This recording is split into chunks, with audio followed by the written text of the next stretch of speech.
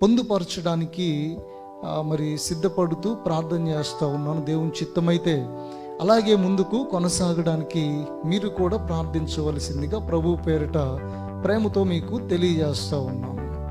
ఏదేమైనా దేవుని యొక్క వాక్యములో ఉన్నటువంటి మనము దేవుని చేత ఎల్లప్పుడూ కూడా మనము పరామర్శించబడతా ఉంటాము. దేవుని యొక్క పరామరిక చాలా గొప్పది. మనుషులు ఇచ్చేటువంటి ఆదరణ కన్నా దేవుడిచ్చేటువంటి ఆదరణ మనకు ధైర్యాన్ని ఇస్తుంది. మనుషులు ఇచ్చేటువంటి పరామరిక కన్నా దేవుడు మనకిచ్చేటువంటి పరామరిక ఎలాంటిదంటే, మన జీవితంలో దేవుడిచ్చేటువంటి పరామరిక ఎప్పుడు కూడా అది భరించలేనిటువంటి విపరీతమైన సమృద్ధితో కలిగి ఉంటుంది. దేవుడు ఒక వ్యక్తిని నిజముగా పరామరిక చేసినప్పుడు ఆ పరామరిక తన ఆత్మీయ జీవితంలో ఎంత సమృద్ధి కలిగి ఉంటుందంటే, అది పొంగి పొర్లిపోయేంత విస్తారమైనటువంటి సమృద్ధికరమైనటువంటి పరామరికగా ఉంటుంది. ఆత్మీయ జీవితంలో మనం ఎన్నో సందర్భాల్లో దేవుని యొక్క ఆశీర్వాదాలు ఒక మనిషికి ఇష్టం ఉన్నప్పుడు, దేవుని యొక్క ఆశీర్వాదాలు ఒక వ్యక్తి యొక్క జీవితంలో దేవుడు కలుగజేస్తూ ఉన్నప్పుడు, ఆ కలుగజేసేటువంటి ఆశీర్వాదాలు మనిషి యొక్క ఆ జీవితం మీదకి వచ్చినప్పుడు అది ఎంత సమృద్ధికరముగా పొంగి పొర్లిపోతుందో మనము పరిశుద్ధ వాక్య భాగంలో నుండి చూస్తూ ఉన్నాము. ఎన్నో సందర్భాల్లో ఈ మాటలు కూడా మనం విని ఉంటాం. అయితే నిజముగా దేవుడు ఒక వ్యక్తిని పరామర్శించినప్పుడు ఆ పరామరిక అందుకొనినటువంటి వ్యక్తి యొక్క జీవితంలో ఆశీర్వాదాలు ఎలాగుంటాయి, దేవుని యొక్క దీవెన ఆ వ్యక్తి జీవితంలో ఎలాగుంటుంది అంటే, దేవుని ఆశీర్వాదాన్ని ఇక భరించలేనటువంటి స్థితిలోనికి ఆ వ్యక్తి వెళ్ళిపోతాడు. దేవుని ఆశీర్వాదం ఒకసారి ప్రారంభమైన తర్వాత, దేవుని ఆశీర్వాదం ఒక వ్యక్తిని తాకిన తర్వాత, దేవుడు ఒక వ్యక్తిని దీవించాలి అని నిర్ణయించుకున్న తర్వాత, అది ప్రారంభమైనప్పుడు ఆ ఆశీర్వాదం ఆ మనిషి యొక్క జీవితంలో భరించలేనటువంటి స్థితికి వెళ్తాడు. అది ఎంతవరకు అంటే, దేవా నీ ఆశీర్వాదాన్ని నేనిక తట్టుకోలేను, దేవా నీ దీవెన నీ సమృద్ధి నేను ఇక భరించలేను. ఎందుకంటే ఎప్పుడూ తెలియనటువంటి ఆశీర్వాదం తన జీవితంలో సంపూర్ణముగా నిండిపోతా ఉన్నప్పుడు, ఎప్పుడు అనుభవించినటువంటి దీవెనకరమైన విషయాలు ఆ వ్యక్తి జీవితంలో దేవుడు అధికముగా కలుగజేస్తూ ఉన్నప్పుడు అవి ఎలాగుంటాయంటే పొంగి పొర్లిపోతూ ఉంటాయి. గిన్నె నిండిపోయిన అనుభవాలు ఆ వ్యక్తి జీవితంలో దేవుడు కలుగజేస్తాడు. కాబట్టి కీర్తనకారుడు పలికినటువంటి విధానంలో కూడా 23వ కీర్తన ఆ చివరి 3-4 వచనాలకు వెళ్ళినప్పుడు అక్కడ కీర్తనకారుడు అంటాడు, నా గిన్నె నిండి పొర్లుచున్నది, నా గిన్నె నిండి పొర్లుచున్నది. ఆ దీవెన ఆశీర్వాదం ఎంత సమృద్ధిగా ఆ వ్యక్తిని తాకినప్పుడు, దేవుని దీవెన ఆ వ్యక్తి జీవితంలో కలుగజేస్తూ ఉన్నప్పుడు ఆ ఆశీర్వాదం ఎలాగుంటుందంటే పొర్లిపోతున్నటువంటి ఆశీర్వాదం. మత్తయి సువార్తలో ఒక మాట రాయబడి ఉంటుంది. దేవుని ఆశీర్వాదము ఎలాగుంటుందంటే, ఒక వ్యక్తి ఒక సంచిలో ఏవైనా ఒక గింజలు పోసి, ఆ గింజలు పోసినటువంటి సంచిలో అధికంగా అంటే ఇంకా ఎక్కువ మోతాదులో ఆ గింజలు పట్టడానికి ఏం చేస్తాడంటే ఆ సంచిని కుదిలిస్తాడంట. అంటే 10 కిలోలు పోసాడు అనుకోండి, 10 కిలోలు సమృద్ధిగా నిండిన తర్వాత ఇంకొక కిలో పట్టాలి ఆ సంచిలో అనుకున్నాడు అనుకోండి, ఆ వ్యక్తి ఏం చేస్తాడు, ఆ సంచిని పట్టుకొని 2 వైపులా ఇలా కుదిలిస్తాడు. కుదిలించినప్పుడు ఏమవుతుందంటే ఆ లోపల ఉన్నటువంటి గ్యాపులన్నీ కూడా, లోపల ఉన్నటువంటి ఆ లూజ్ అంతా కూడా ఆ సంచి మొత్తం కూడా ఫిట్గా అయిపోయి పైన ఏమొస్తుందంటే వెలితి వస్తుంది, అంటే గ్యాప్ వస్తుంది. ఆ గ్యాప్ వచ్చినప్పుడు ఏం చేస్తాడు ఆ వ్యక్తి అంటే, ఆ 10 కిలోలు పట్టేటువంటి సంచిలో ఇంకొక కిలోని కూడా చాలా టైట్గా దానిలో ఎక్కించేస్తాడు. అంటే అంత ఫిట్గా, అంత సమృద్ధిగా అంత నిండిపోయి పొర్లిపోయేటువంటి అధికమైనటువంటి ధాన్యము ఆ సంచిలో ఎక్కించినట్లుగా దేవుని యొక్క ఆశీర్వాదం ఒక వ్యక్తిని తాకినప్పుడు ఉంటుంది. అంటే ఎక్కడ లోటుందో, ఎక్కడ వెళుతుందో, ఎక్కడైతే ఖాళీ ఉందో ఆ ఖాళీని, ఆ లోటును, ఆ వెలితినంతా కూడా పూడ్చేటువంటి విధంగా దేవుని యొక్క ఆశీర్వాదం ఒక వ్యక్తి జీవితంలో కలుగజేస్తుంది. దేవుని యొక్క ఆశీర్వాదం అంత సమృద్ధిగా ఉంటుంది. కాబట్టి ఈరోజు ఎక్కడ మనకు ఖాళీ ఉందో, ఏ పాత్ర అయితే ఖాళీగా ఉందో ఆ పాత్రలన్నిటిని కూడా దేవుడు నింపడానికి ఇష్టపడతాడు. దేవుని యొక్క బిడ్డలుగా ఉన్నటువంటి వారి యొక్క జీవితంలో యేసుక్రీస్తునందు ప్రతి అక్కర మన జీవితంలో తీర్చబడుతూ, ఏ పాత్ర ఖాళీగా ఉందో, ఏ సంచి ఖాళీగా ఉందో, ఎక్కడ వెళుతుందో ఆ వెలితిని, ఆ లోటులన్నిటిని కూడా పూడ్చి దేవుని యొక్క ఆశీర్వాదం గిన్నె నిండిపోయే అనుభవంలోనికి తీసుకువెళుతుంది. అది మనందరి జీవితాల్లో ఒకానొక రోజున మనము అనుభవించేటువంటి పరిస్థితిలోనికి వెళ్ళవలసినటువంటి వారమై ఉన్నాం. ఇప్పటి వరకైతే దేవునిని ఆశ్రయించినటువంటి వారు కొందరు ఈ స్థితిలోనికి వెళ్ళి ఉండొచ్చు, కానీ ఇంకా వెళ్ళనటువంటి వారు ఎవరైతే ఉన్నారో, దేవుని కోసం ఎవరైతే కనిపెట్టుకొని చూస్తూ ఉన్నారో, దేవుని ఆశీర్వాదం నాకు కావాలని ఎవరైతే ఎదురు చూస్తూ ఉన్నారో, దేవుని దీవెన అనేటువంటి ఆ పరిస్థితిలోనికి వెళ్ళడానికి ఎందరైతే సిద్ధపడి ఉన్నారో, ఆ సిద్ధపడి ఉన్నటువంటి వారందరి కొరకు దేవుడు సిద్ధపరిచిన ఈ ఆశీర్వాదము ఒకానొక రోజున వారిని తాకినప్పుడు ఆ సమృద్ధి ఎలా ఉంటుందంటే భరించలేనిటువంటి పరామరికలోనికి వారు వెళతారు. దేవుడు ఒకరిని ఆదరించినప్పుడు, పరామర్శించినప్పుడు, దేవుడు ఒకరిని దీవించాలని నిర్ణయించినప్పుడు ఆ దీవెన యొక్క సమృద్ధిలో వారు విస్తారమైనటువంటి ఆశీర్వాదాలు పొందుకునే పరిస్థితిలోనికి వెళ్ళబోతా ఉన్నారు. కాబట్టి దేవుని యొక్క ఆశీర్వాదము చాలా శ్రేష్టమైనటువంటిది. దేవుని యొక్క ఆశీర్వాదము చాలా శ్రేష్టమైనటువంటిది. ఆ ఆశీర్వాదం ఒక వ్యక్తిని ఎలాగ తాకుతుంది అంటే, ఎంత ఆదరణ, ఎంత భద్రత ఆ వ్యక్తికి దేవుని ద్వారా కలుగుతుంది. దేవుని ద్వారా ఒక వ్యక్తికి కలిగేటువంటి ఆశీర్వాదము, భద్రత, ఒక వ్యక్తికి కలిగేటువంటి ఆ ఆదరణ, ఇవన్నీ కూడా చాలా గొప్పవిగా ఉంటాయి. అవి ఒక వ్యక్తిని తాకినప్పుడు చాలా గొప్ప ఆశీర్వాదానికి సంబంధించినటువంటి విషయాలుగా ఇవన్నీ కూడా పొందుపరచబడతా ఉన్నాయి. ఒకరోజు నేను ఏదో ఒక సందర్భంలో ఒక మాట విన్నాను. ఏంటి అంటే, పూర్వము మన పితరుల కాలంలో పల్లెటూరులోనికి వెళ్ళినప్పుడు అక్కడ ఎడ్లతోటి పొలం దున్నటం తెలుసు మనకి కదా. నాగలితోటి ఏం చేస్తారంటే పొలం దున్నుతూ ఉంటారు. 2 ఎడ్ల మీద ఆ కాడి మోపి ఆ ఎడ్ల బండి, ఆ ఎడ్లతోటి వారు ఆ నాగలితో పొలం దున్నుతూ ఉన్నప్పుడు, ఆ దున్నుతా వెళుతూ ఉన్నప్పుడు ఆ నాగలికి ఏదో ఒక పాత్ర తగిలి పైకి లేచింది. ఆ లేచిన వెంటనే చూడగానే ఆ మట్టితో పాటు, అంటే ఆ నాగలితో పాటు ఒక 2 మట్టి కుండలు బయటపడ్డాయండి. ఆ 2 మట్టి కుండల్లో ఏముంది అని ఆ నాగలి దున్నేటువంటి రైతు చూచినప్పుడు, ఆ మట్టి కుండల లోపల ఏదో బంగారము, శ్రేష్టమైనటువంటి బంగారము, ఎన్నో పితరుల కాలములో దాచి ఉంచినటువంటి పాత బంగారము ఆ కుండల్లో దొరికింది ఆ వ్యక్తికి. నిజముగా మట్టి పాత్రలో ఆ శ్రేష్టమైనటువంటి బంగారమును భద్రపరచడం అనేటువంటిది మనం ఆలోచన చేస్తూ ఉన్నప్పుడు, నిజముగా ఇక్కడ ఏది గొప్పది? మట్టి పాత్ర విలువైనటువంటిదా, లేకుంటే ఆ పాత్ర లోపల ఉన్నటువంటి బంగారము విలువైనటువంటిదా? ఈ రెండిటిలో ఏది విలువైనటువంటిదంటే, పాత్ర కన్నా కూడా ఆ మట్టి పాత్ర లోపల ఉన్న బంగారమే విలువైనటువంటిది. కానీ ఇప్పుడు ఎవరికి రక్షణ ఇవ్వాలి?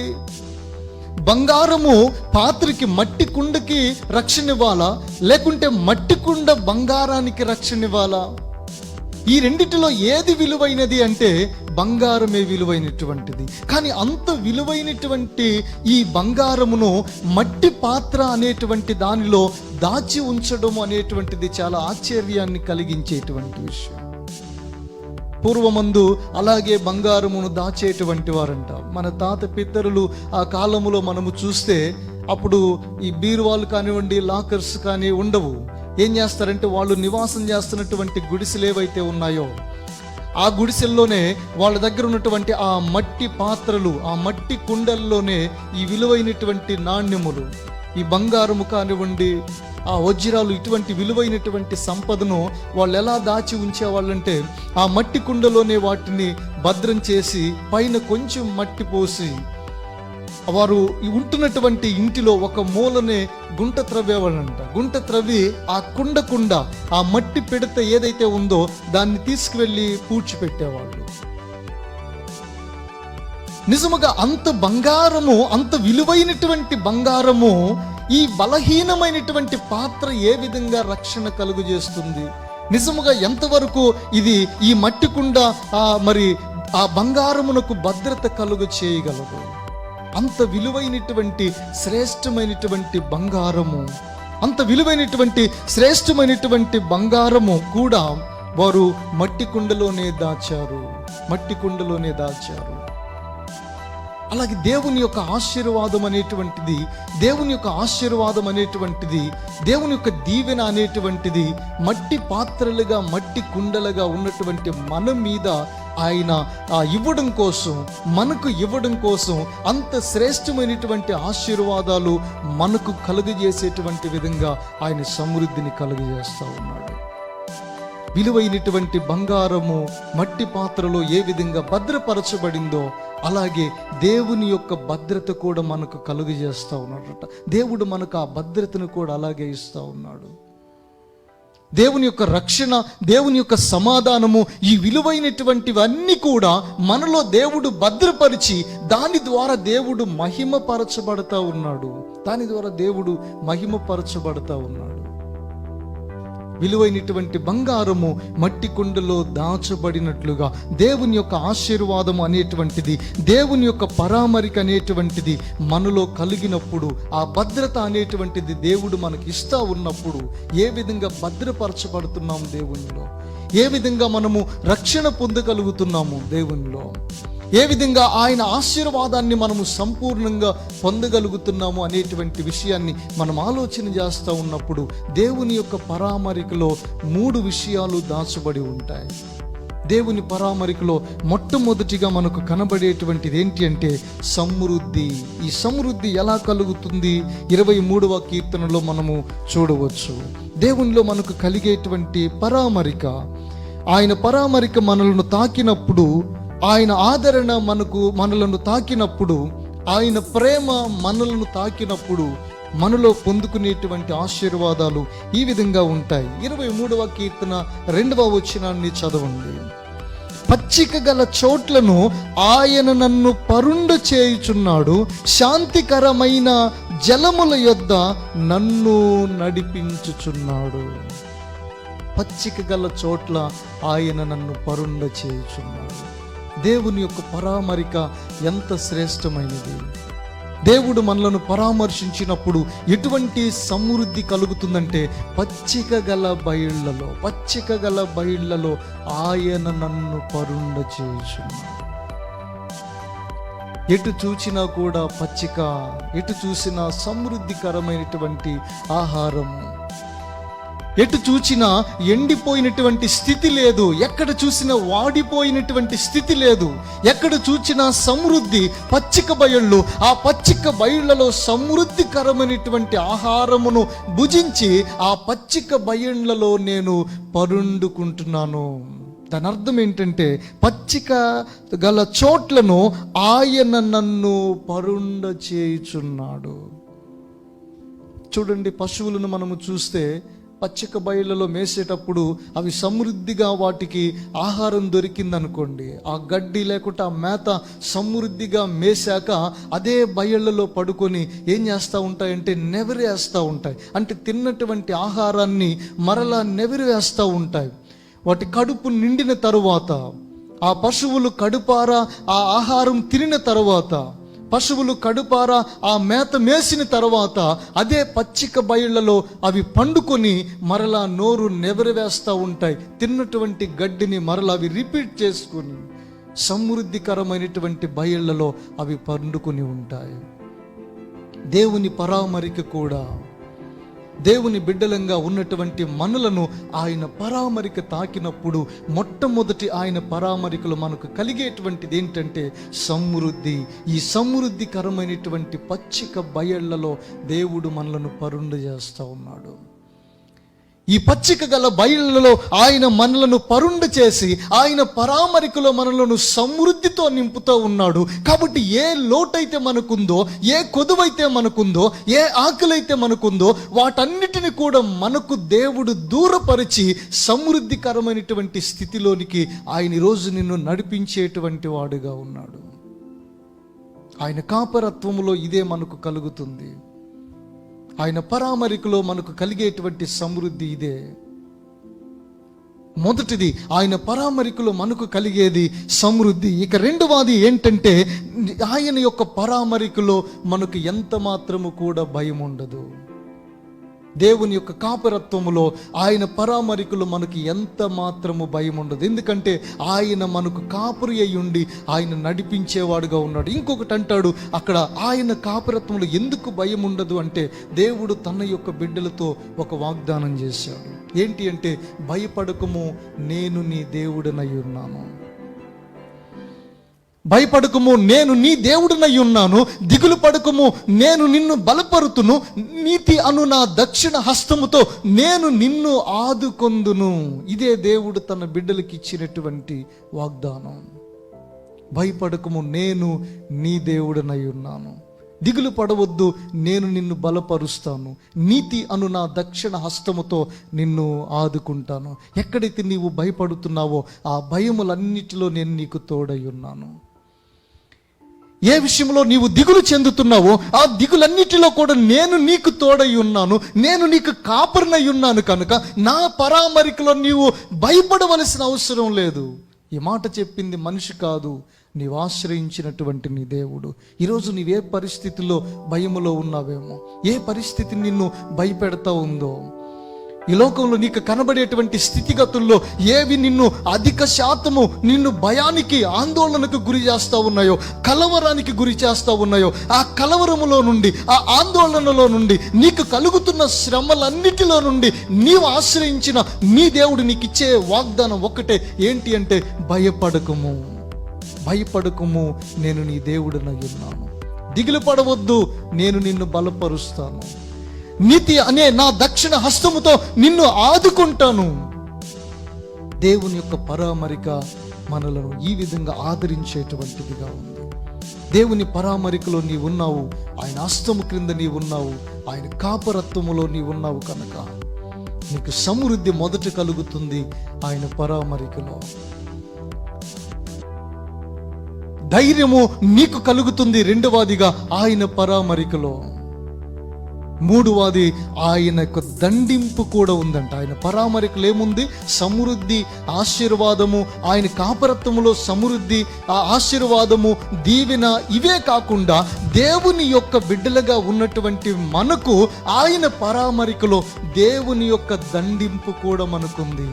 ఇది మాత్రము ఎవరికి ఇష్టం ఉండదు. దేవుని దగ్గర నుండి ఆశీర్వాదం కావాలి, దేవుని దగ్గర నుండి దీవెన కావాలి, దేవుని దగ్గర నుండి సమృద్ధి కావాలి, దేవుని దగ్గర నుండి అన్ని పొందాలి, దేవుని దగ్గర నుండి సమస్తము తీసుకోవాలి. కానీ దేవుని యొక్క దండింపు వచ్చినప్పుడు మాత్రం, దేవుడు దండిస్తే మాత్రం ఆయన యొక్క ఆదరణ ఎంత మాత్రము కూడా గుర్తు చేసుకోరు. నిజంగా ఈరోజు దేవుని యొక్క దండింపు ఒక వ్యక్తికి ఎంత ఆశీర్వాదాన్ని కలిగిస్తుందో అనే విషయాన్ని ఒక వ్యక్తి నిజముగా ఆలోచిస్తే, దేవుని దగ్గర నుండి ఆశీర్వాదమును కోరుకునే దానికన్నా, దేవుని దగ్గర నుండి దీవెన కోరుకునే దానికన్నా, దేవుని దగ్గర నుండి ఆయన దండింపును, గద్దింపును కోరుకునేటువంటి వారే ఈరోజు ఎక్కువ అవుతారు ప్రపంచంలో. ఎందుకో తెలుసా? దేవుడిచ్చేటువంటి ఆశీర్వాదం కన్నా ఆయన దండింపులో, ఆయన గద్దింపులో కలిగేటువంటి ఆశీర్వాదమే బహు రెండంతల ఫలములను అనుగ్రహించేటువంటిదిగా ఉంటుంది.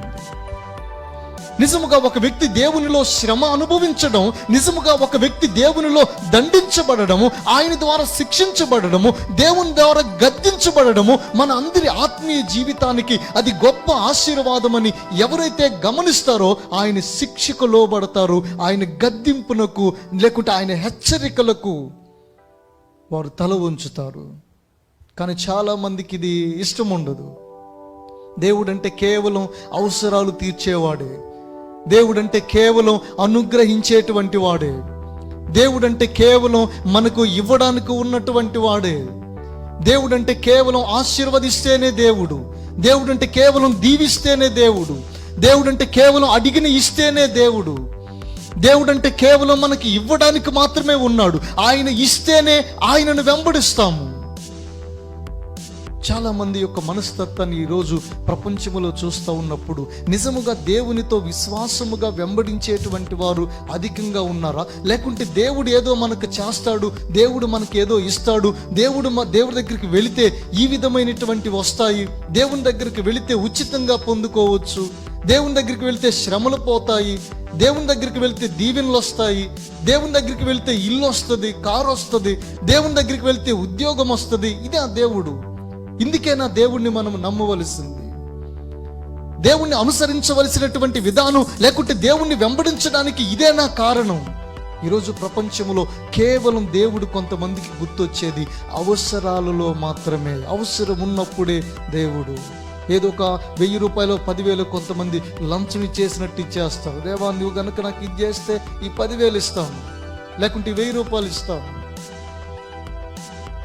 లేకుంటే ముందే ఒప్పేసుకుంటారు. అంటే ముందే లంచం దేవునికి ముందే చెప్పేస్తారు, ఇది కనుక నువ్వు నాకు చేసావనుకోండి నేను నీకు ఇది ఇచ్చేస్తాను. అలా ఒప్పుకోవడం మంచిదే, అలా ఒప్పంద కానుక మంచిదే, అలా దేవునికి సమర్పించడం మంచిదే. కానీ అది ఇచ్చిన తర్వాత దేవుని పట్ల మనము ఎలాంటి కృతజ్ఞత కలిగి ఉన్నాం? దేవుణ్ణి అసలు వెంబడించవలసింది కేవలం అవసరాలు తీరుస్తాడని కాదు, దేవుణ్ణి మనం వెంబడించవలసింది కేవలం దేవుడు మనకి బిల్డింగ్ ఇస్తాడని కాదు, దేవుణ్ణి మనం వెంబడించవలసింది దేవుడు మనకి మంచి సమృద్ధినిస్తాడని కాదు, మంచి కారు ఇస్తాడని కాదు, మంచి ఉద్యోగం ఇస్తాడని కాదు. దేవుణ్ణి వెంబడించవలసింది నీకోసం రక్తము కాచి ఆయన రక్షణనిచ్చాడు అని మనము వెంబడించాలి. దేవుణ్ణి వెంబడించవలసింది నీకోసం ఆయన మానవుడై ఈ లోకానికి వచ్చి ఆయన ప్రాణమును అర్పించాడని ఆయన్ని వెంబడించాలి. నీకోసం ఆయన దీనుడై పశువుల పాకలో జన్మించాడని ఆయన్ని వెంబడించాలి. నీకోసం ఆయన కల్వరి కొండలో తన ప్రాణమును అర్పించాడని వెంబడించాలి. నీకోసం ఆయన ఈ భూలోకములో ఒక మానవ స్వభావాన్ని ధరించి మరణించాడని వెంబడించాలి తప్ప కేవలం దేవుడు అవసరాలు తీరుస్తాడు అనేటువంటి ఉద్దేశంతో మాత్రము దేవుణ్ణి వెంబడించకూడదు. ఎందుకంటే ఇక్కడున్నటువంటివన్నీ కూడా శిథిలమైపోతాయి. ఇక్కడ నువ్వు అడిగినటువంటిది ఏదైతే ఉందో అది దేవుడు నీకు ఇవ్వడం పెద్ద విషయం కాదు. నీవు అడిగినటువంటిది ఏదైతే ఉందో అది నీ విశ్వాసముతో అడిగితే నీవు అడిగినటువంటి దానిని దేవుడు ఇవ్వటం పెద్ద లెక్క కాదు. అది ఇస్తాడు, కానీ అది శిథిలమైపోతుంది, అది శాశ్వతమైనటువంటిది కాదు. నీవు పొందుకునేటువంటిది నీవు ఏదైతే ఉందో దేవుని దగ్గర నుండి అది ఈరోజు ఈ లోకంలో అది శాశ్వతంగా ఉండేది కాదు. దానికి వారంటీ టైం ఉంటుంది. ఆ టైం అయిపోయిన తర్వాత అది నీకు పనికి రాదు. కొన్ని సంవత్సరాలు అయిన తర్వాత అది గతించిపోతుంది. కొన్ని సంవత్సరాలు అయిపోయిన తర్వాత అది భూమి మీద నిలిచేటువంటిది కాదు. కానీ దేవుని దగ్గర మనం పొందుకోవలసినటువంటిది ఈ అశాశ్వత సంబంధమైన లోకానుసారమైనటువంటివి కాదు, పరలోక సంబంధమైనటువంటి, ఎప్పుడు ఎన్నడూ తుప్పు పట్టనటువంటివి, ఎప్పుడు ఎన్నడూ ఆ శిథిల అవస్థకి వెళ్ళనటువంటివి, ఎప్పుడు ఎన్నడూ చిమ్మెట కొట్టనటువంటి వాటిని పరలోకమందు దేవుడు మన కోసం సిద్ధపరిచాడు. వాటిని మాత్రమే మనం వెతకాలి. పరలోక సంబంధమైనటువంటి వనరులు మాత్రమే దేవుని దగ్గర మనం అడగాలి, దేవుని దగ్గర మనం పొందుకోవాలి. పరలోక సంబంధమైనటువంటి ఆశీర్వాదాలు మాత్రమే నిరంతరము నిలిచేవి కనుక మనము ఒకానొక రోజు పరలోకంలోకి వెళ్ళబోతున్నాము కనుక దేవుడు మన కోసము అక్కడ నిర్మించేటువంటి ఇంటికి ఇటువంటి పరికరాలన్నీ కూడా సమకూర్చుకోవాలి.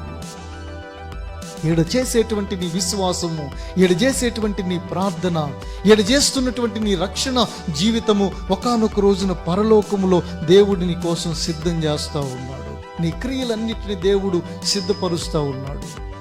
నీ క్రియల వలన కలిగే ఫలితం అంతా ప్రతి నోటి మాటను బట్టి నీ ఆత్మీయ జీవితంలో ఎంత విశ్వాసతను, భక్తిని దేవుని కొరకు నీవు నిరీక్షిస్తున్నటువంటి ఈ విశ్వాసములో దేనినైతే నీవు సంపాదించుకుంటున్నావో ఇవన్నీ కూడా పరలోకములో దేవుడు నీ కోసం సిద్ధపరిచి వాటిని సమకూరుస్తూ ఉన్నాడు. కాబట్టి దేవునిలో మనకు కావలసినటువంటి ఆదరణ, దేవునిలో మనము పొందుకోబోతున్నటువంటి ఆదరణ, ఆయన పరామరికలో ఆయన దండింపు కూడా మనకు ఆశీర్వాదాన్ని కలుగజేస్తుంది. ఆయన హెచ్చరించాడు అంటే, ఆయన శిక్షించాడు అంటే, సర్వశక్తుని యొక్క శిక్షణ మనము తృణీకరించకుండా ఆయన గద్దింపుకు లోబడేటువంటి వారమైతే, ఆయన మాటకు లోబడేటువంటి వారమైతే, ఆయన హెచ్చరికకు లోబడేటువంటి వారమైతే, దానిలో కూడా దేవుని యొక్క ఆశీర్వాదం ఉంటుంది. దానిలో కూడా దేవుని యొక్క ఆశీర్వాదం ఉంటుంది. ఒకవేళ ఈరోజు దేవునిలో నివాసం చేస్తున్నటువంటి నీవు, దేవునిలో ఎదుగుతున్నటువంటి నీకు ఈరోజు ఆశీర్వాదం లేకపోవచ్చేమో, కానీ లోకానుసారమైనటువంటి దీవెన ఒకవేళ నీకు ఇంకా రాకపోవచ్చేమో, కానీ దేవుడు నిర్ణయించిన కాలంలో దేవుడు దాన్ని నీకు సమృద్ధిగా ఇస్తాడు. ఆ ఇచ్చిన రోజు నీవు భరించలేవు దేవుని ఆశీర్వాదాన్ని.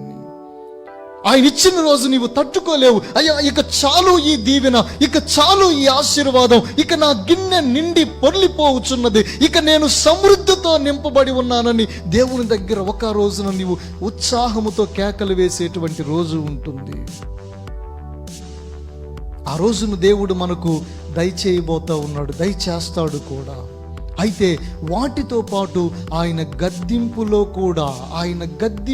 కూడా మనము విసుకక ఆయన సన్నిధిలో కలిగేటువంటి ఆయన గద్దింపులో, ఆయన హెచ్చరికలో కూడా, ఆయన దండింపులో కూడా మనం ఆశీర్వాదం అనేటువంటిది పొందుకుంటాము. అందుకే కీర్తనకారుడు అక్కడే ఒక మాట అంటాడు చూడండి, 23వ కీర్తన 4వ వచనంలో, గాఢాంధకారపు లోయలో నేను సంచరించినను ఏ అపాయమునకు భయపడను, నీవు నాకు తోడయ్యుందువు, నీ దుడ్డు కర్రయు నీ దండమును నన్ను ఆదరించును. గాఢాంధకారపు లోయలో నేను సంచరించినను ఏ అపాయమునకు భయపడను, నీవు నాకు తోడయ్యుందువు, నీ దుడ్డు కర్రయు నీ దండమును నన్ను ఆదరించును. నీ దుడ్డు కర్రయు నీ దండమును, దేవుని యొక్క దండింపు, ఆయన గద్దింపు, ఆయన హెచ్చరిక, ఆయన శిక్ష మనకి ఆశీర్వాదాన్ని ఎంత సమృద్ధిగా కలుగజేస్తుందో తెలుసా? ఆయనలో మనకు ఎంత ఆదరణ కలుగుతుంది. ఆయన పరామరికలో దేవుడు మనల్ని పరామర్శించినప్పుడు, ఆయన భరించలేని పరామరిక మనకిచ్చినప్పుడు, ఆ పరామరికలో, ఆ గద్దింపులో, దండింపులో కూడా దేవుని యొక్క ఆశీర్వాదము పొంగి పొర్లిపోయే రెండంతల దీవెన దేవుడు మనకు దయచేస్తాడు. నిజము ఇక్కడ రాయబడుతున్నటువంటి మాటలు, నీ దుడ్డు కర్రయు నీ దండమును నన్ను ఆదరించును అంటే, దేవుని గద్దింపు ఒక వ్యక్తిని ఆదరిస్తుందా? దేవుని శిక్ష ఆదరిస్తుందా? దేవుని దండింపు, గద్దింపు, ఆ హెచ్చరిక అనేటువంటిది నిజముగా మనలను ఆదరిస్తుందా? నీ దుడ్డు కర్రయు నీ దండమును నన్ను ఆదరించును, నీ దండమును ఆదరించును. ఎందుకు ఈ మాట రాశాడంటే, ఇశ్రాయేలీల ప్రజలకు, మనము ఇశ్రాయేలీల యొక్క కాపరులకు ఒక విషయాన్ని మనం ఆలోచన చేస్తూ ఉన్నప్పుడు, ఇశ్రాయేలీల కాపరులకు ఒక కర్ర ఉంటుంది. ఏంటి ఆ కర్ర అంటే, ఆ మందలు వారికి ఉంటాయి కాబట్టి, ఆ గొర్రె మందలను మేపేటువంటి కాపరులకు ఆ కర్ర ఉంటుంది. ఆ దుడ్డు కర్ర అనేటువంటి దానికి పైన ఏముంటుందంటే ఒక వంకెలాగా తిరిగి ఉంటుందంట. ఎందుకంటే అక్కడ ఉన్నటువంటి గొర్రెలకు వారు ఆహారాన్ని సిద్ధం చేస్తూ ఉన్నప్పుడు ఏదైనా ఒక చెట్టు వంచాలనుకోండి, ఈ కర్ర పైన ఆ ముడిలాంటి ఒక ఇది ఉండి, ఆ కర్ర చివరి భాగంలో ముడి ఉంటుంది. ఆ ముడి లాంటి దానికి ఒక వంక వచ్చినట్టుగా ఉంటుంది. అది ఎందుకు ఉపయోగిస్తారంటే, ఆ చెట్టుని వారు కిందకి వంచడం కోసం ఉపయోగిస్తారు కాపరులు. ఎప్పుడైతే ఆ చెట్టు కొమ్మను ఆ వంకితోటి కిందకి వంచుతారో, ఈ గొర్రెలన్నీ కూడా పరిగెత్తుకుంటూ వెళ్ళి ఆ వంచినటువంటి కొమ్మకున్నటువంటి ఆకులు కానివ్వండి, వాటికి ఉన్నటువంటి కాయలు కానివ్వండి తింటా ఉంటాయి. ఈ దుడ్డు కర్ర అనేటువంటిది ఇశ్రాయేలీల కాపరులకు ఉంటుంది. ఆ కాపరులు ఆ దుడ్డు కర్రతో ఈ గొర్రె పిల్ల మీద ఒక ప్రయోగం చేస్తారు. ఏంటంటే, అప్పుడే పుట్టినటువంటి పిల్లలు ఉంటాయి. నిజముగా పిల్లలు, ఆ గొర్రె పిల్లలు ఏం చేస్తాయంటే, మందలో నుండి ఆ బయటికి వెళ్ళిపోతూ ఉంటాయి. మందలో నుండి బయటికి వెళ్ళిపోతూ ఉంటాయి. అంటే ఆ గొర్రెలన్నీ ఒకవైపు వెళ్తూ ఉంటే ఒక్కొక్కసారి గొర్రె పిల్లలు ఏం చేస్తాయంటే మందలో నుండి వేరైపోయి బయటికి వెళ్ళిపోతాయి. బయటికి వెళ్ళిపోయినప్పుడు ఏం జరుగుతుంది? మందకు దూరమైనప్పుడు ఆ గొర్రె పిల్ల మీద క్రూర మృగాలు దాడి చేసేటువంటి అవకాశం ఉంటుంది.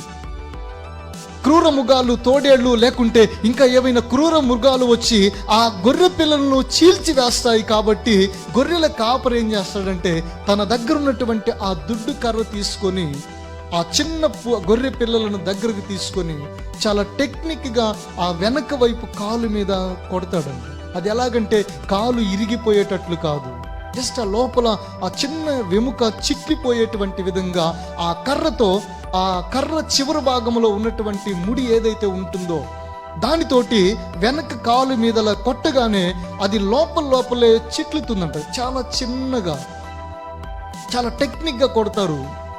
ఆ వెనక వైపు కాలు భాగములో ఆ వెముక మీద ఆ కాపరి ఆ చిన్న గొర్రె పిల్లను కొట్టిన వెంటనే ఏం చేస్తాడంటే ఒలీవ ఆయిల్ తీసుకొచ్చి ఆ కొట్టినటువంటి దాని దగ్గర పూసి దాని మీద పోసి గుడ్డతో చాలా గట్టిగా కట్టి కింద వదులుతాడు. వదిలినప్పుడు అది కుంటుతా నడుస్తుంది, కొంచెం నడవలేదు, అంతే చాలా స్పీడ్గా నడవలేదు. అంటే మందుతో పాటు ఆ చిన్న గొర్రె పిల్ల నడవలేదు. కాబట్టి ఇక కాపరి ఏం చేస్తాడంటే ఆ చిన్న గొర్రె పిల్లను తీసుకొని భుజాల మీద ఎత్తుకుంటాడు. ఎత్తుకొని దాదాపు ఒక 3-4 రోజుల వరకు కాపరి ఏం చేస్తాడంటే ఆ కుంటుతున్నటువంటి గొర్రె పిల్లను తన భుజాల మీద ఎత్తుకొని మందను వెంబడిస్తా వెళతాడు. ఈ 3-4 రోజుల తర్వాత ఆ గొర్రె పిల్లను కిందకి దించిన వెంటనే ఈ గొర్రె పిల్లకి ఏం చేస్తుందంటే మంద వైపు పరిగెత్తకుండా గొర్రెల కాపరి ఎటైతే వెళ్తాడో ఆ కాపరిని వెంబడిస్తుంది. కాపరి ఎటువైపు అయితే వెళతాడో కాపరి వెనకాలే ఈ గొర్రె పిల్ల వెళతా ఉంటుంది. ఎందుకు ఇలా జరిగింది అంటే ఈ 3 రోజులు తన భుజముల మీద ఎత్తుకొని మోసాడు కాబట్టి, ఈ 3 రోజులు కాపరి తన భుజాల మీద ఎత్తుకొని దానికి అలవాటు చేశాడు కాబట్టి ఇక మందను వెంబడించవలసినటువంటి ఈ చిన్న గొర్రె పిల్ల కాపరిని వెంబడించడం ప్రారంభిస్తుంది. ఎందుకు కాపరిని ఇక్కడ వెంబడించింది అంటే నిజంగా కాపరి కొట్టింది ఎందుకు ఆ కాపరి ఆ గొర్రె పిల్లను కొట్టాడంటే ఆ గొర్రె పిల్ల తన వశ్యం అవ్వాలి అంటే, ఆ గొర్రె పిల్ల తనను వెంబడించాలి అంటే, ఆ గొర్రె పిల్ల తన మయమైపోవాలి అంటే ఆ చిన్న దెబ్బ కాపరి ఆ గొర్రెను కొట్టవలసి వచ్చింది. అంటే ఆ గొర్రె నాశనం అవడానికి ఆయన కొట్టలేదు, కానీ ఆ గొర్రె చనిపోవాలని ఆయన కొట్టలేదు, కానీ ఆ గొర్రె మీద కోపం ఉండి కొట్టలేదు. కానీ ఎందుకు కొట్టాడంటే ఆ కాపరిని గొర్రె వెంబడించాలంటే, తన మయమైపోవాలంటే, తన వెంట వెళ్ళాలంటే ఆ చిన్న దెబ్బ ఆ గొర్రెల కాపరి చిన్న బిడ్డను కొట్టవలసి వచ్చింది. గాయం ఆయనే చేశాడు. వెంటనే ఏం చేశాడు? ఆయనే గాయమును కట్టాడు. ఇక్కడ కనబడుతున్నటువంటి కాపరి దేవుడే. ఈ చిన్న గొర్రె పిల్లలు మనమే. దేవునిని మనము వెంబడించడం కోసం, ఆయనను మనం అనుసరించడం కోసం, ఆయన మయమైపోవడం కోసం, ఆయనలో రక్షణ పొందడం కోసం, మంద నుండి వేరైపోయి లేకుంటే ఆ క్రూర మృగానికి మనము బలి అవ్వకుండా, చీల్చివేయబడకుండా, మనము రక్షించబడాలంటే, మనము క్షేమంగా ఉండాలంటే, మనము ఆదరించబడాలంటే ఆయన పరామరికలో మనము ఉండాలి. ఆయన పరామరికలో మనం ఉండాలి అంటే దేవుడు మనలను దండించక తప్పదు, ఆయన గద్దించక తప్పదు. కాబట్టి ఆయన ఇక్కడ అంటాడు కదా, మనం చదివాం 23వ కీర్తన 4వ వచనం కింద లైన్లో అంటాడు, నీవు నాకు తోడయ్యుందువు, నీ దుడ్డు కర్రయు నీ దండమును నన్ను ఆదరించును. నీ దుడ్డు కర్రయు నీ దండమును నన్ను ఆదరించును. ఈ కర్రతో వెనుక వైపును కొట్టినటువంటి కాపరి ఆ గొర్రెను ఆదరించడానికి, ఆ గొర్రెను రక్షించడానికి, ఆ గొర్రె పిల్లను క్షేమముగా తన వశములోనికి నడిపించుకోవడం కోసం ఈ చిన్న దెబ్బ కొట్టినట్లుగా మన జీవితంలో ఎన్నో సందర్భాల్లో ఇటువంటి దెబ్బలు మన జీవితంలో తగులుతూ ఉంటాయి. దేవునిలో ఉన్నటువంటి నీవు ఈరోజు శ్రమ పడడానికి, దేవునిలో ఉన్నటువంటి నీలో నీకు కలిగేటువంటి దెబ్బలన్నీ కూడా నిజముగా ఒకానొక రోజున దేవుడు కాపరి గొర్రెను ఆదరించినట్లుగా, ఆ చిన్న బిడ్డను కాపరి ఆదరించినట్లుగా నీ దేవుడు నిన్ను ఆదరించబోతా ఉన్నాడు. నీ దేవుడు నిన్ను భుజాల మీద మోస్తా ఉన్నాడు. నీకు దెబ్బ తగిలిందని నీవు బాధపడవద్దు, శ్రమ కలుగుతుందని బాధపడవద్దు. ఎందుకంటే నువ్వు యేసయ్య భుజముల మీద ఉన్నావు. నీ కాలికి దెబ్బ తగిలి ఉంది అంటే ఈరోజు నీకు కలుగుతున్నటువంటి శ్రమలో నీవు ఉంది నేల మీద కాదు, నీ ఇంటిలో కాదు, నీవు యేసయ్య భుజాల మీద ఉన్నావు. ఆయన నిన్ను చిన్న గొర్రె పిల్లలాగా ఆయన నిన్ను ఎత్తుకొని ఉన్నాడు. కాబట్టి నిన్ను మెల్లమెల్లగా నడిపించేటువంటి బాధ్యత కూడా ఆయన మీద ఉంది. కాబట్టి ఇశ్రాయేలు యొక్క కాపరి ఆ గొర్రెను దండించినట్లుగా, ఆ గొర్రెను హెచ్చరించినట్లుగా, గద్దించినట్లుగా దేవుడు ఈరోజు ఒకవేళ నిన్ను గద్దించి ఉన్నాడేమో నువ్వు జ్ఞాపకం చేసుకోవాలి. అందుకే ఏబు అంటాడు ఒక మాట, సర్వశక్తుడు ఇచ్చేటువంటి శిక్షను ఆయన ఎంత మాత్రము కూడా తృణీకరించలేదంట. ఏబు గ్రంథములో ఒక మాట మనము చదవాలి. చూడండి, ఏబు గ్రంథం 5వ అధ్యాయము 17-18 వచనాల్లో ఒక మాట రాయబడి ఉంటుంది. ఈరోజు దండింపులో గద్దింపులో ఉన్న మనము నిజముగా దేవుని చేత ఎటువంటి ఆదరణ పొందుతామనే విషయాన్ని మనము చదవాలా. 5వ అధ్యాయం 17-18 వచనములో, దేవుడు గద్దించు మనుష్యుడు ధన్యుడు, కాబట్టి సర్వశక్తుడగు దేవుని శిక్షను తృణీకరింపకము. ఆయన గాయపరిచి గాయమును కట్టును, ఆయన గాయము చేయును, ఆయన చేతులే స్వస్థపరుచును. ఎంత వండర్ఫుల్ వర్డ్, ఎంత అద్భుతమైనటువంటి వాక్యము. దేవునిలో ఉన్నటువంటి నీవు, దేవుని పరామరికలో ఉన్నటువంటి నీవు ఈ శ్రమలో కూడా ఎంత గొప్పగా ఆదరించబడతావో, ఈ శ్రమలో కూడా ఎంత గొప్పగా నీవు దీవించబడతావు అనేటువంటి విషయాన్ని ఈరోజు ఈ వాక్యాన్ని మనం చదువుతూ ఉన్నప్పుడు ఈ మాటలు చాలా గొప్పగా కనబడుతూ ఉన్నాయి. దేవుడు గద్దించు మనుష్యుడు ధన్యుడు, కాబట్టి సర్వశక్తుడగు దేవుని శిక్షను తృణీకరింపకము. ఆయన గాయపరిచి గాయమును కట్టును, ఆయన గాయము చేయును, ఆయన చేతులే స్వస్థపరుచును. 6 బాధలలో నుండి ఆయన నిన్ను విడిపించును, 7 బాధలు కలిగినను ఏ కీడును తగలదు. కీడు లేని బాధలు 7 తగిలితేమి, 700 తగిలితేమి, కీడు లేదంట ఇందులో. 6 బాధలలో నుండి ఆయన నిన్ను విడిపించును, 7 బాధలు కలిగినను ఏ కీడు నీకు తగలదు. అంటే దీని అర్థం ఏంటి? కీడు లేనిటువంటి బాధలు 7 కాదు, 700 కాదు, 7000 వచ్చినా మనకు నష్టం లేదు. కారణం ఏంటంటే కీడు లేదు కనుక. కాబట్టి నా ప్రియ సహోదరులారా, ఇక్కడ దేవునిలో ఉన్నటువంటి మనకు కలుగుతున్న ఈ శ్రమలో మనము నిజముగా ఆదరించబడతాము. ఎందుకంటే ఆయన మనకు ఇచ్చేటువంటి దండింపు గద్దింపు అనేటువంటిది ఒకానొక రోజున మనము దేవుని చేత ఆదరణలోనికి నడిపించబడతాము.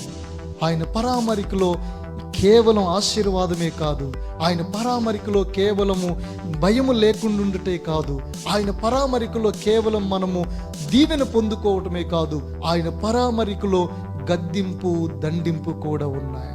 ఎవరైతే ఆ గద్దింపుకు లోబడతారో, దేవుడు గద్దించే మనుష్యుడు ధన్యుడంట. దేవుడు దీవించే మనుషుడు కాదు, దేవుడు గద్దించు మనుషుడు ధన్యుడు. కాబట్టి సర్వశక్తుడకు దేవుని శిక్షను తృణీకరింపకము.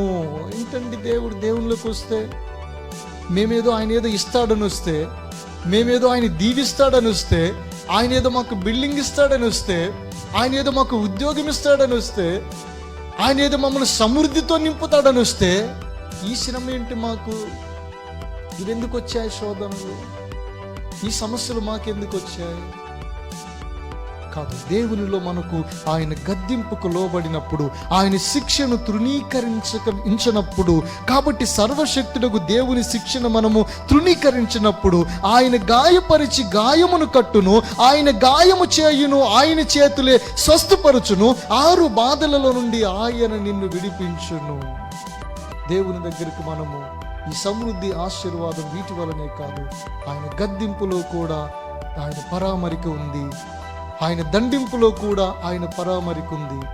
ఎన్ని బాధలు మన మీదికి వచ్చినా వాటన్నిటిని కూడా తొలగించి ఆయన చేతులే నిన్ను గాయపరిచినప్పుడు, ఆయన చేతులే నిన్ను గాయపరిచినప్పుడు ఆ చేతులే నిన్ను స్వస్థపరుస్తూ ఉన్నాయి, ఆ చేతులే నిన్ను ఆదరిస్తూ ఉన్నాయి. ఎన్ని బాధలు నీకు వచ్చినా 6 బాధల్లో నుండి ఆయన నిన్ను విడిపించును. 7 బాధలు కలిగినను నీకు ఏ కీడును తగులదు. క్షామకాలమున మరణము నుండియో యుద్ధమును ఖడ్గబలము నుండియో ఆయన నిన్ను తప్పించును. నోటి మాటల చేత కలుగు నొప్పి నీకు తగలకుండా ఆయన నిన్ను చాటు చేయును. ప్రళయము వచ్చినను నీవు దానికి భయపడవు. పొలములోని రాళ్లతో నీవు నిబంధన చేసుకుని ఉందువు. అడవి మృగములు నీతో సమ్మతిగా నుండును. ఎంత ధైర్యాన్ని కలిగించేటువంటి మాటలు ఇవి. దేవుడు నిన్ను ఆదరిస్తాడు ఆయన నీ శ్రమలో, దేవుడు నిన్ను ఓదారుస్తాడు ఆయన నీ కష్టములో. నీవే పరిస్థితిలో ఉన్నా కూడా దేవుని యొక్క గద్దింపులో కూడా ఆయన ఆశీర్వాదాన్ని పొందుకునేటువంటి కృప దేవుడు నీకు అనుగ్రహిస్తాడు. కాబట్టి ఈరోజు నా ప్రియమైన దేవుని బిడ్డలారు, ఈరోజు మనము దేవునిలో ఒకవేళ ఏ స్థితిలో ఉన్నా ఆయన ఆశీర్వదించే టైం వచ్చినప్పుడు, ఆశీర్వదించేటువంటి సమయం వచ్చినప్పుడు ఆ ఆశీర్వాదం ఒకానొక రోజున నీవు భరించలేవు. ఎందుకయ్యా ఇంత గొప్ప దీవెన, ఇంత ఆశీర్వాదం నాకు ఎలా వచ్చింది? నీవు ఆశ్చర్యపోయేటువంటి స్థితిలో దావీదు గొర్రెల కాపరిగా ఉండి ఆయన ఫైనల్గా దీవించబడిన ఒక మాట అంటాడు. ఏమంటాడు తెలుసా? ఏమన్నాడు దావీదు? ఇంతగా నన్ను హెచ్చించుటకు నేను ఏ పాటి వాడను. గొర్రెల కాపరిగా ఉన్న తన జీవితాన్ని దేవునికి కృతజ్ఞత కలిగి చూపిస్తా ఉన్నప్పుడు, ఇంతగా నేను హెచ్చించబడుటకు నేను ఏ పాటి వాడను. దేవుని ఆశీర్వాదం నిన్ను తాకినప్పుడు, ఒకానొక రోజున ఈ గొప్ప దీవెన ఆశీర్వాదాన్ని నీవు పొందుకున్నప్పుడు ఆ ఆశీర్వాదంలో గొప్ప సమృద్ధిని పొందుకుంటావు. ఆ పరామరికలో ఆయన పరామర్శించినప్పుడు నీవు నిజముగా భరించలేనటువంటి ఆ ఉన్నతమైన ఆశీర్వాదాలు దేవుడు నీ కోసం సిద్ధం చేస్తూ ఉన్నాడు. కనుక దేవునిలో ఇటువంటి గొప్ప ఆశీర్వాదాలు మనం సమృద్ధిగా పొందుకుందాం. దేవుడు మన వినికిడిలో ఈ మాటలను దీవించి ఆశీర్వదించునుగాక. ఆమేన్. తలలు వంచండి, చిన్న ప్రార్థన చేద్దాం. ప్రేమగల తండ్రి, కృప కలిగిన మా దేవా, నీకు స్తోత్రాలు. ఈ రాత్రి తండ్రి, మరి ప్రత్యేకముగా నీవిచ్చేటువంటి పరామరికలో మొదట మాకు సమృద్ధి ఉంది. నీవిచ్చే పరామరికలో మాకు భయం లేదు, ధైర్యం ఉంది. నీవిచ్చేటువంటి పరామరికలో మాకు ఆదరణ కూడా ఉంది. ఆ ఆదరణ నీ దడ్డింపు ద్వారా, ఆ ఆదరణ నీ గద్దింపు ద్వారా, ఆ ఆదరణ మీ హెచ్చరిక ద్వారా మాకు కలుగుతుంది. మా ఆశీర్వాదం కేవలం దేవా మీ యొక్క సమృద్ధి ద్వారానే కాదు, కానీ మాకు కలిగే ప్రతి విపత్తు నుండి, మాకు కలుగుతున్న ప్రతి శ్రమలో, ప్రతి వేదన సమస్యల్లో నుండి కూడా నీవు మమ్మలను ఆశీర్వదించుటకు సిద్ధమైన దేవుడవు. నీ కృపలో తండ్రి ఎందరైతే నిలిచి ఉన్నారో వారందరికీ సమృద్ధిని దయచేయండి. ధారాళముగా విస్తారమైన గిన్నె నిండిపోయేటువంటి అనుభవాలు వారి జీవితంలో కలుగు చేయండి. గిన్నె నిండిపోయేటువంటి దీవెన సమృద్ధి వారికి సంపూర్ణముగా అనుగ్రహించమని యేసుక్రీస్తు నామములో ప్రార్థించి అడిగి మిక్కిలి వినయంతో బ్రతిమలాడి వేడుకొనుచున్నాము తండ్రి. ఆమేన్, ఆమేన్. అందరికీ కూడా ప్రభు పేరిట హృదయపూర్వకమైన వందనాలు. మరి ఈరోజు ఈ విధంగా ఈ లైవ్ వీక్షించిన ప్రతి ఒక్క